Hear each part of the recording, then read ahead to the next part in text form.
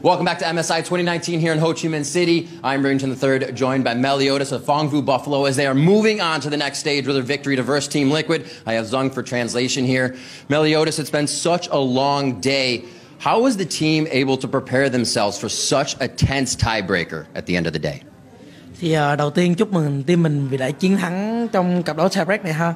Thì không biết team mình đã coi như là làm gì để vượt qua một ngày thi đấu rất là mệt mỏi này.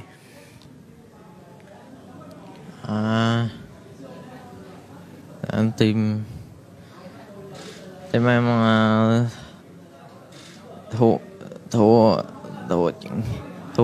thua trận với Phao chơi nên là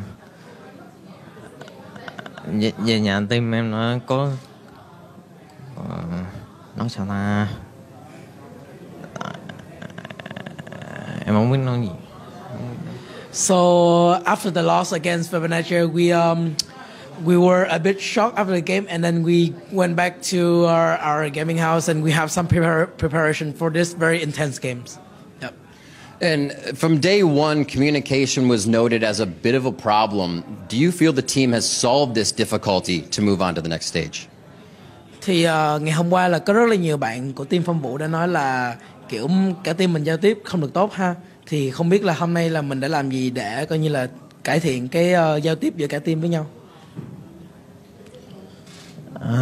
Team em đánh hơi bị hừng, không có đúng như chiến thuật của huấn luyện viên, nên là hơi có rắc rối trong phần banh bích, nên là vô game hơi khó triển khai nên dẫn đến thua. So the main problem yesterday was communication, although we had the strategy organized by the coach, but we were a bit too excited, and then we have our own opinion, so that caused some trouble. But for today, we regroup ourselves, become more organized, and that makes our communication much better today. And final question for you. Obviously, you go up against Team Liquid tomorrow. Being able to play in your home region, what does it mean to be able to show the fans what Meliodas can do? Thì mình sẽ tiến vào vòng loại trực tiếp ha. Thì đây cũng là lần đầu tiên mà mình kiểu đối đầu với những đội tuyển rất mạnh như Team Liquid. Thì bạn sẽ coi như là chứng tỏ cho tất cả đội tuyển khác như thế nào trong những trận đấu sắp tới.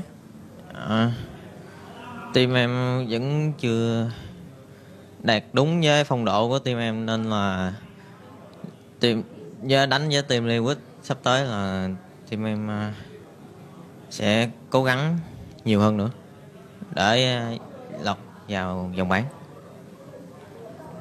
So for myself as well as the whole Phong Vu team, we haven't performed our best in this group stage of playing. So we will need to try even better to beat Team Liquid or any other opponent and get our seat in the group stage in Hanoi. Well, the hard work has paid off to here. Meliodas, congratulations. Zung, thank you again for translating. That's going to do it. Us here for MSI 2019. We'll see you tomorrow. It's the motherfucking Eagle Double G. Snoop Dogg. You know I'm mobbing with the D.R.